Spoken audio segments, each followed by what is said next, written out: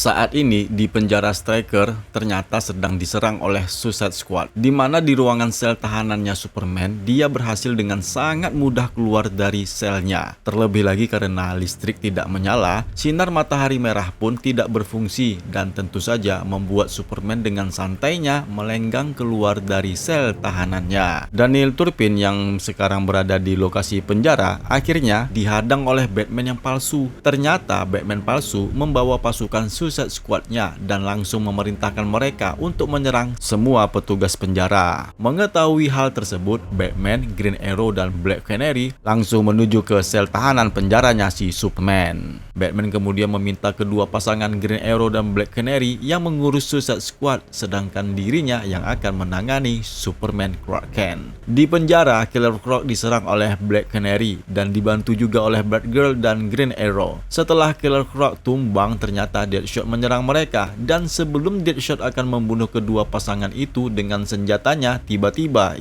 Harley Quinn membuat Deadshot menjadi pingsan. Dia langsung memeluk Oliver Queen, berkata kepadanya, ternyata Oliver hidup kembali. Begitu juga nih dengan Dinah yang sudah kembali. Dalam pelukannya tentu saja membuat Green Arrow menjadi bertanya-tanya apa sebenarnya yang terjadi di bumi ini. Padahal sebagaimana yang dia ketahui, di dunianya sendiri Harley Quinn jelas-jelas menjadi seorang penjahat dan musuhnya.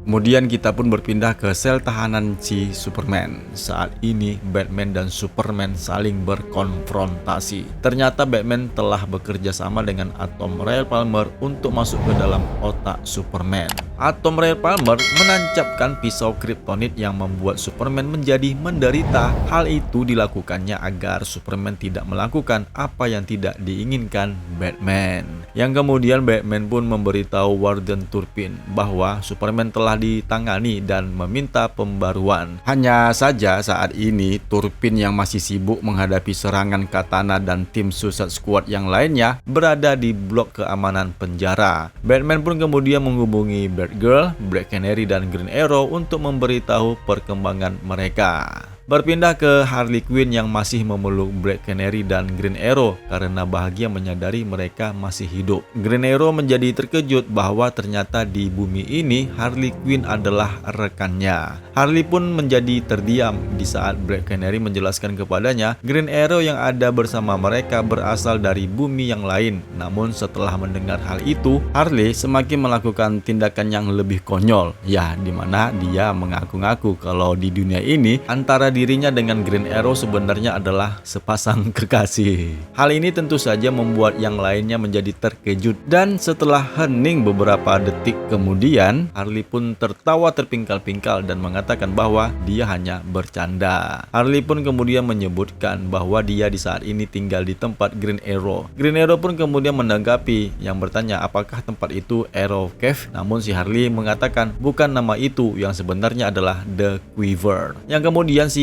Green Arrow bertanya apakah Harley mempermainkannya lagi. Black Canary pun menanggapinya sambil mengatakan Harley tidak berbohong. Yang kemudian Green Arrow memutuskan nama The Quiver itu sepertinya terdengar lebih baik. Namun tiba-tiba Batman palsu bermata merah bersama El Diablo datang menghadapi mereka. Di mana Batman palsu mengatakan dia sangat kecewa kepada Harley yang telah berkumpul bersama Green Arrow dan yang lainnya. Dia memberitahu Harley bahwa operasi misi mereka kali ini telah selesai dan bersiap untuk berteleportasi. Harley dengan keadaan yang bersedih mengatakan kepada kedua temannya dan Batgirl bahwa dia harus pergi meninggalkan mereka. Black Canary pun kemudian bertanya mengapa mereka mencari Superman di penjara ini. Harley Quinn pun mengungkapkan yang sebenarnya bahwa mereka sebenarnya tidak mencari Superman. Yang sebenarnya yang mereka cari adalah Damian Wayne. Nah, saat inilah kemudian kita diarahkan ke sel penjara Damian Wayne. Di sana ada Talia al Ghul,